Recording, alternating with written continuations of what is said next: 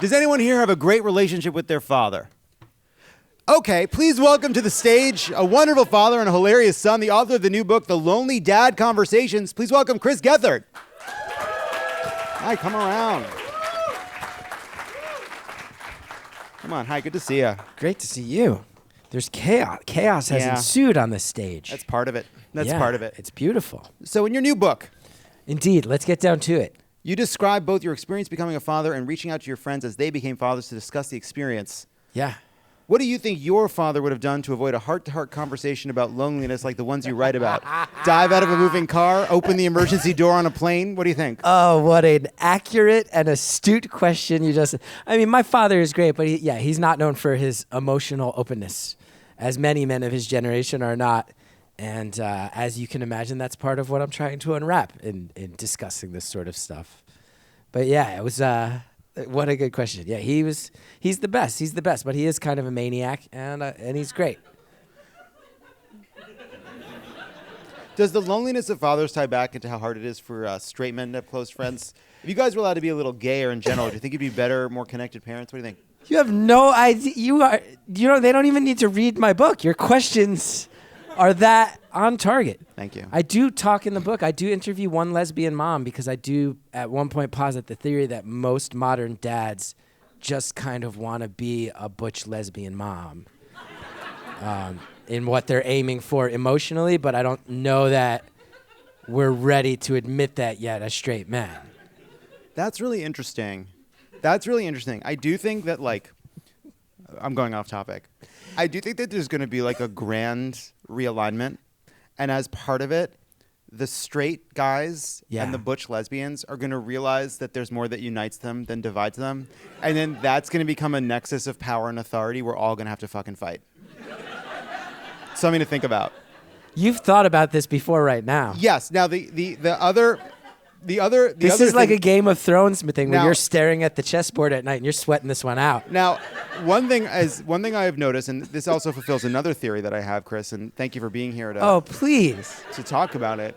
I've watched it. You can watch it play out in real time on a CBS show called Survivor, and the theory is basically this, which is as homophobia diminishes, the unforeseen power of the gay man as being non-threatening to any straight person will become more prevalent, and the gay man will become an unstoppable force in his own right. And one thing you watch is as Survivor, although I guess Richard Hatch did win season 1. Spoiler for season 1 of Survivor. But that was because they were all fucking idiots. When the smart people started playing, the gay guys had trouble. They had trouble getting far along, but they get further and further. They crawl their way through the fucking game. I am fascinated to realize how much of your internal monologue is about who will win an impending war. It's very clear that in your mind, it's a lot of positioning for a future war. Well, I think here's the thing. Here's how it plays out. The lesbians and the straight guys unite. The gay men and the straight women, they unite. Yeah. And then there's a very diplomatic, more like Star Trek 6 Undiscovered Countries style kind of Cold War to try to get all the non-binary people to your side. Yeah. That there's and now the bisexuals, they are as bisexuals will. They're gonna wait to see what I hear. I know you're waiting to see what I say. To the bisexual sitting just off stage, they're gonna see what their options are. Okay. Yeah. So you're just gonna that's gonna play out. They're gonna be the last to decide. So it's really gonna be a fight for non-binary people. Sure. And that's gonna really to determine how the whole thing shakes out. Right. But when you say, quote, the whole thing, what is it? That's the part that's ultra fascinating. What is it in your mind that will be shaking out? Because that's the part that you're not letting us in on. And that's where it gets really weird. Yeah, the whole thing is going to come down to that. And what is the whole thing? Well, that's what we're going to find out. It's going to be a lot at stake. And it'll be much like the fantasy version of the Civil War we're taught in school, brother against brother. And we'll see what happens thereafter, But what about, okay, I have so many questions. This is way off track. What about people who dabbled a little in college? What if they try to all of a sudden claim some some credibility when they see how this undefined goal war is going. What about like straight guys who do Brazilian jiu-jitsu? Where do they land? Where do they land?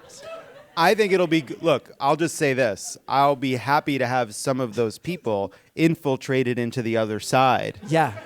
Because, when the rubber meets the road, when the shit hits the fan, when the meatball hits the pasta, Yeah. I'll be glad they're over there with some doubts. Yeah. Are they going to fight as hard? Are they going to shoot as straight?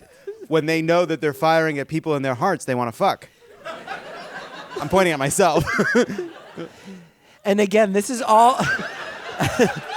and this is all in relation to what exactly?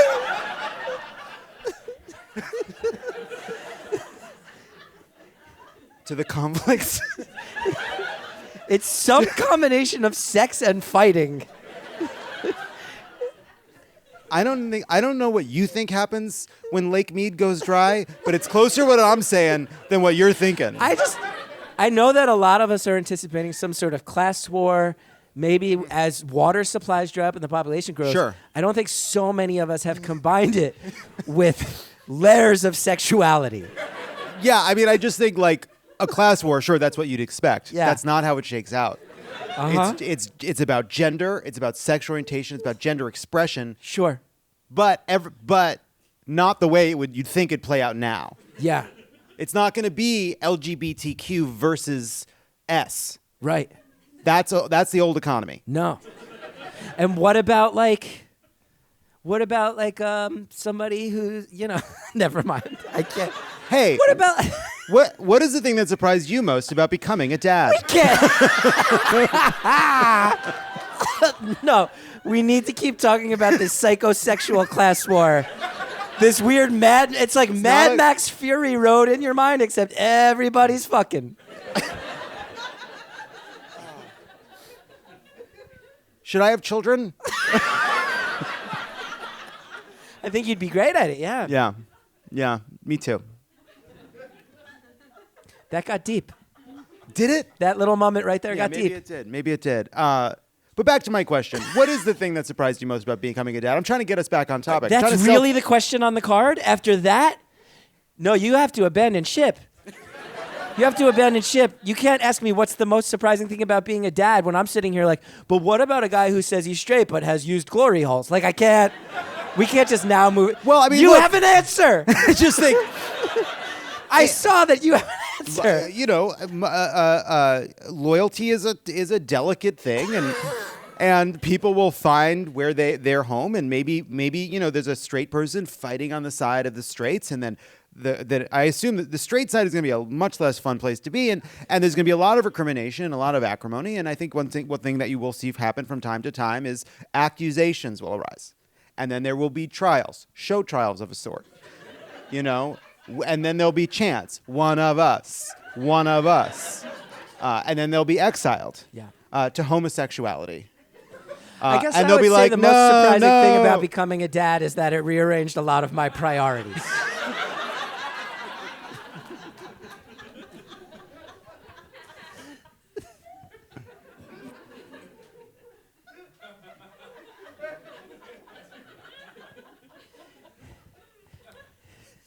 In the winter, there's less fighting. Everybody kind of... So it's sort of like revolutionary Yeah, war. it sort of chills out. You camp out Valley Forge for the winter, everybody's cool on Christmas, and actually nice Yom Kippur, which is sort of a nice thing about the whole thing. And now, is cyber warfare unfolding on dating apps? Yeah, it is. That's a really good point. It's more that we'll be launching attacks against Bumble and those kinds of places, and then there'll be obviously endless denial of service attacks against Grindr. Yeah. Oddly enough, Hinge, the Switzerland. They'll just leave. It'll be a safe space, and actually it'll be the app equivalent of that thing that happened in World War I when on Christmas they all shared pie. I know of You know what I mean? On the trenches. They met in the played middle. soccer in the middle. Or maybe it was soccer. Yeah, I made it pie. I think it was... I'm fairly certain that the Germans and Americans played in a soccer match on Christmas in World War I. I don't recall a story about them sharing a pie. I don't know where they would have gotten that much pie. Right. Of course, it's in my mind, it's stupid. I pictured one pie. But But there's a lot of soldiers. a lot of guys. Yeah. And then it's like we're setting up tables, scoop. Right. Because you only need one soccer ball and everybody can play. And are these fresh pies? Probably not. They went to the Cheesecake Factory. Okay. I just want to let you know that this is, hands down, by far the greatest interview I've ever been a part of in 23 years. That's so nice of you to say. It's true. What is the one thing you hope to teach your children that your dad never taught you? I guess I want to teach them that when the water runs dry, you're going to want to befriend people of all stripes because a war is going to unfold and no one quite knows which way it's going to go. I guess if I had to answer, well, I don't know. What's the one thing I would want to teach my son that my dad never taught me? I think, that it's okay to put your emotions on display. Yeah. That's the real answer.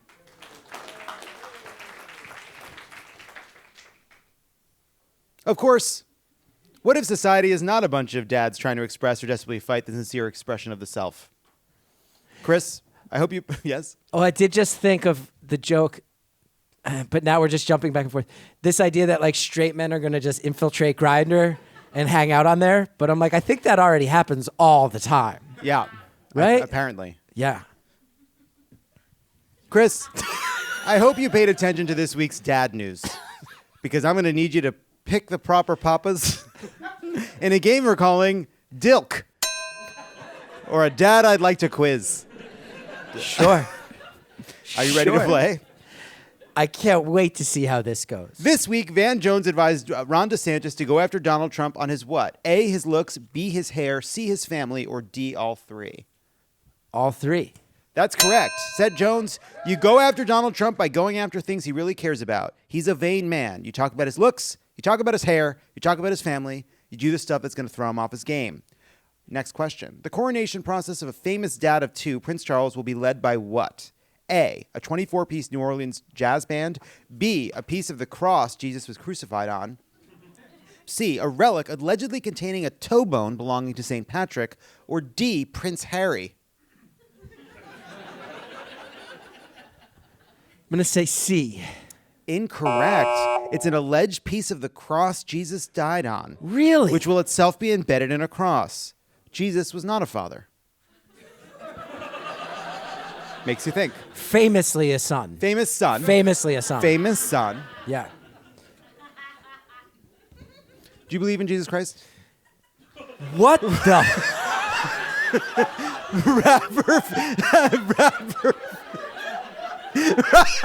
Rapper Fat Joe, himself a father. No. No. What is it?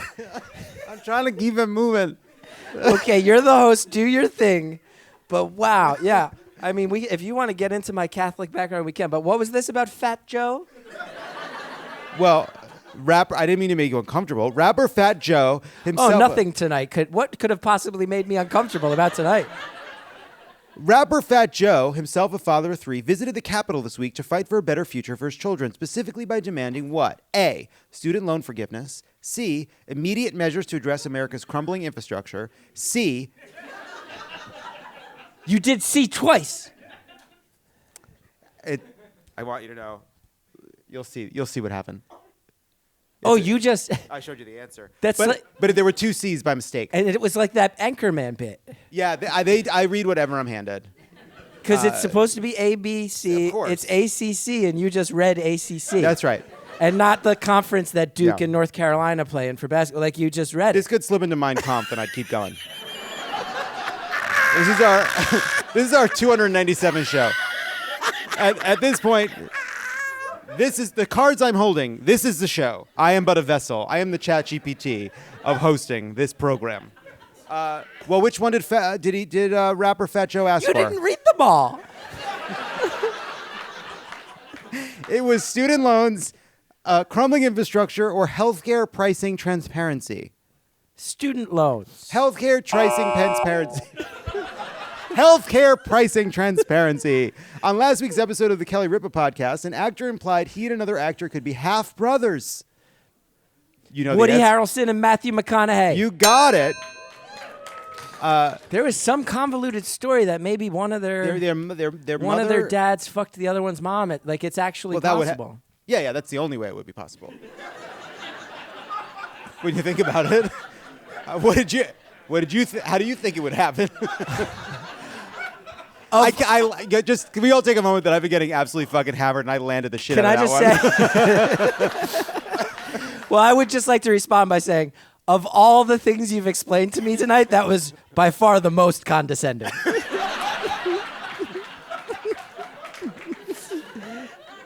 Said McConaughey about Harrelson's suggestion that they take a DNA test.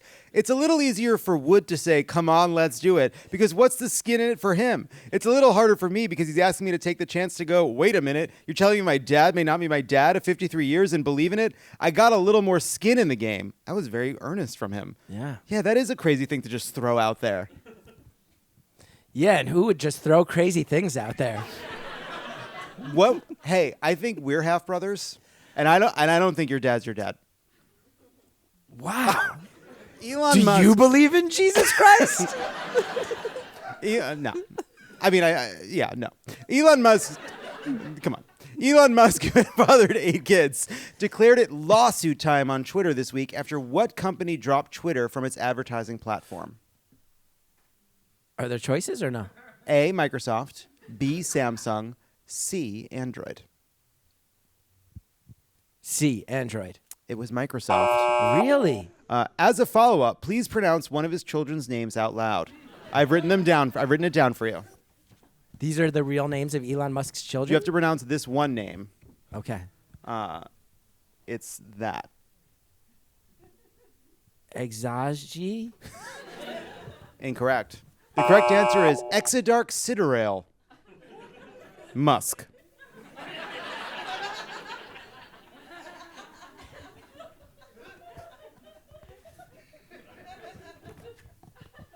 Following his return to the Senate, what does that say? There's a big 2, and then the other words are much smaller. 2-minute warning. 2-minute warning. Oh, apparently we got sidetracked at some point. I guess we must have gone off on a tangent or two. Following his return to... You want to say anything else about bisexuals with the last 2 minutes? I think it's a cool thing to get to be. I'm with you. It's definitely the best one. Oh yeah, it seems great. I mean, I know they're upset about being left out all the time, but it's also like, be happy with what you have.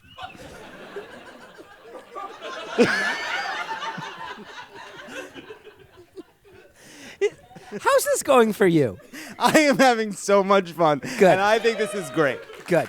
Following his return to the Senate after receiving treatment for depression, the nation's papa, John Fetterman, posted a video poking fun at what conspiracy? A, that he can crush steel beams with his bare hands. B, that he's using deepfake AI to create his speaking voice. C, that he's been replaced by a body double. Or D, that he is Dylan Mulvaney in disguise and his temporary leave from Congress was all a scheme to sell more delicious Bud Lights. Let's go with B. No, it's that they actually have been claiming, C, that he's been using a body double. These people. Not they'd have 2 bodies. That's not what body double. Oh, you're saying it would be 2 people in a trench coat. Thank you. I'm sorry I doubted you. That one's more plausible than a body double. Yes. They replaced him with children standing atop one another. Yeah. The only thing about it is that he never wears coats. He's always just in a hoodie. In a hoodie and he's always in a working man's cargo hoodie. shorts. I like that. I have to say, like, I like that he went and got help. I think it's cool. Yeah. Yeah. I think it will be ruthlessly held against him, and it's a shame, but I think it's cool. This is one of those places where it's a good example of, we talk a lot, like, all the biases in the press, there's always this expectation that liberals are out of touch and they're in the cities and they don't have to have touch with the hard scrabble real America of the rural parts of the country, and our media is a bubble, et cetera, et cetera. And it's like, no. their media is a bubble because they're all going to spend months chastising him for seeking help for depression. And in the same way that they tried to make Joe Biden being a loving father an issue in the campaign, it doesn't get them anything because real people deal with depression. And then they're like, there was this focus group of voters in Michigan, and they asked them about the trans bathroom bills. And I'll always remember this. It's one anecdote, and it's just an anecdote, but the person laughed and was like, why are they focused on that? They laughed at it as an issue. So I sometimes think, like, let them do their barking and their nonsense, attacking John Fetterman for getting help for depression. People know about depression, you know? Yeah. We talk about it now. Grow up. Yeah, everybody's getting therapy. Yeah. We're therapy boys. Are you a therapy boy? Oh, am I a therapy boy? Yeah, I'm a big-time therapy boy. Many years now. Medication boy. Talked about it on TV boy. I talked about the brutal side effects of my medications boy. All kinds of stuff, yeah. It's good that you did that. Hey, thanks so much. And finally, oh no, this is a good one. I want to do this one. Toronto's Blue Jay pitcher Anthony Bass tweeted at United Airlines to complain because his pregnant wife had to clean up what on an airplane? Food that his daughter had dropped. That is correct. Yeah.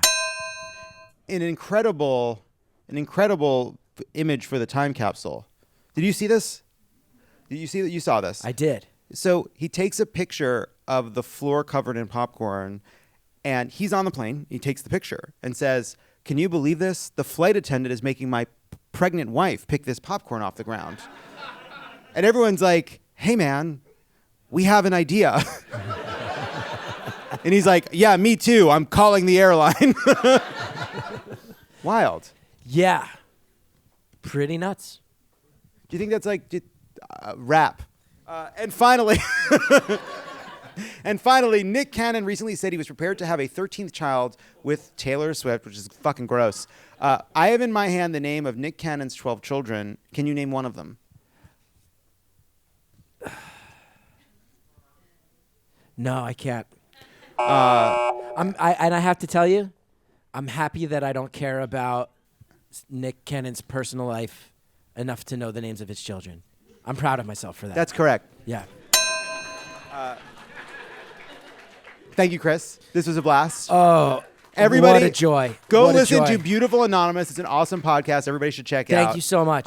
You just talk to people in the world. Random anonymous people all over the world, and they tell me their stories, and it's really lovely and great, and I'm lucky I get to do it. You stick around.